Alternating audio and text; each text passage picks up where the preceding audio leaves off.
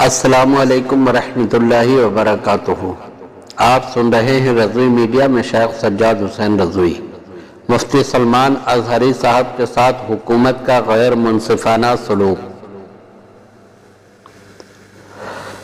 رواں سال 2024 میں فروری کے پہلے ہفتے میں مفتی صاحب پر جب گجرات کے جوناگڑھ میں FIR درج خبر ملی تو وہ ذہن میں اسی وقت ایک سوال ابھرا تھا کہ مفتی صاحب کی تقریریں تو پورے ملک میں گزشتہ 2 سال سے ہو رہی ہیں اور گستاخ لعین نرسمہانند کو للکارنے کے بعد ملنے والی شہرت نے مفتی سلمان ازہری صاحب کو ملک کا سب سے مقبول اور مصروف خطیب بنا دیا تھا۔ پورے ملک میں تقریریں سوشل میڈیا پر آن ریکارڈ ہونے کے باوجود ان پر مقدمہ صوبے گجرات میں ہی کیوں درج کیا گیا؟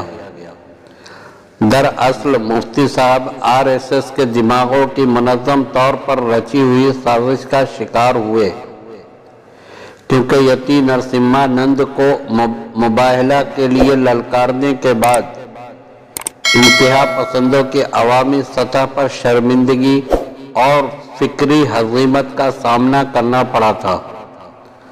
مفتی صاحب پر لگایا گیا ایکٹ مرکزی ایکٹ نہیں ہے بلکہ صوبہ گجرات کا ایکٹ ہے جو صوبہ گجرات میں ہی نافذ ہو سکتا ہے۔ مفتی سلمان ازہری پر لگے پاسا ایکٹ کے بارے میں اس ایکٹ کی تفصیلات سے آپ سمجھ سکتے ہیں کہ مفتی صاحب سلمان ازہری صاحب کو گجرات انتظامیہ نے کس طرح قانون سے کھلواڑ کرتے ہوئے قانونی حراست میں لیا ہے۔ یہ ایکٹ پورے ریاست گجرات سے تعلق رکھتا ہے اور اس کو اینٹی سوشل ایکٹیویٹ کے نام سے بھی جانا جاتا ہے۔ اردو میں اس کو غیر سماجی سرگرمیوں کے خلاف احتیاطی قانون سے تعبیر کیا جاتا ہے۔ ریاست گجرات میں اس ایکٹ کو 27 مئی 1985 کو منظوری ملی تھی۔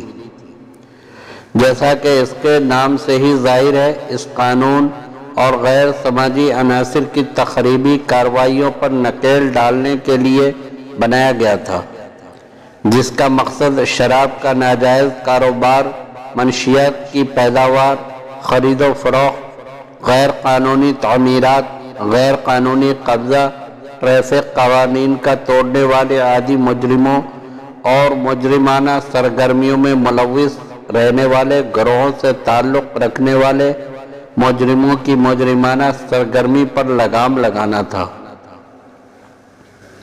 پاسا ایکٹ کے تحت کسی بھی شخص کو گرفتار کرنے سے پہلے اس کے خلاف IPC اور دیگر ایکٹ کے تحت 3 مقدمات درج کیے جاتے ہیں۔ اس کے بعد تھانہ انچارج فائل کو منظوری کے لیے کلکٹر کے پاس بھیجتا ہے۔ وہاں سے اطمینان حاصل کرنے کے بعد ملزم کو پاسا ایکٹ کے تحت گرفتار کیا جاتا ہے۔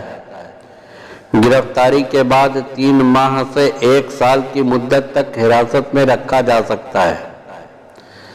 تصور کریں کہ پاسا ایکٹ کے تحت خطرناک مجرموں، غیر قانونی شراب فروشوں، منشیات کے مجرموں، ٹریفک کی خلاف ورزی کرنے والوں اور جائیدادوں پر قبضہ کرنے والے جیسے سماج عناصر دشمنوں کو ان کی خطرناک سرگرمیوں سے روکنے کے لیے احتیاطی حراست میں لے جانے والے قانون کو مفتی سلمان ازہری صاحب پر نافذ کیا گیا۔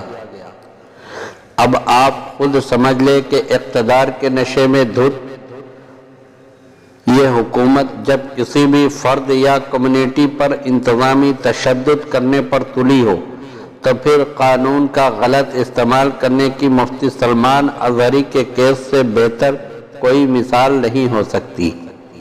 لیکن نظام کائنات ہے، ہر ظلم کی انتہا ہوتی ہے۔ ظلم کی یہ ظلمت بھری رات بھی یقینی طور پر ختم ہوگی انشاءاللہ تبارک و تعالی۔ آپ تمامی حضرات سے دعا ہے کہ آپ بھی التجا ہے آپ تمامی حضرات سے کہ آپ بھی ماہ رمضان المبارک میں اپنے پیارے اللہ کی حضور پیارے آقا کریم صلی اللہ تعالیٰ علیہ وسلم کو وسیلہ بنا کر، غوث و خواجہ رضا کو وسیلہ بنا کر، مفتی سلمان اظہری، مفتی قمر غنی عثمانی صاحب اور دیگر تمام علماء اہل سنت، عوام اہل سنت کے لیے دعا فرمائیں، اور غزہ و فلسطین کے اندر جو مسلمانوں کے اوپر ظلم و بربریت ہو رہا ہے، قتل عام ہو رہا ہے، نہتے مسلمانوں کا، عورتوں کا، بچوں کا خون بہایا جا رہا ہے، ان کے لیے بھی دعا کریں، اللہ تعالیٰ ان کی بھی غیبی مدد فرمائے، آمین بجاہ سید المرسلین صلی اللہ تعالیٰ علیہ وسلم۔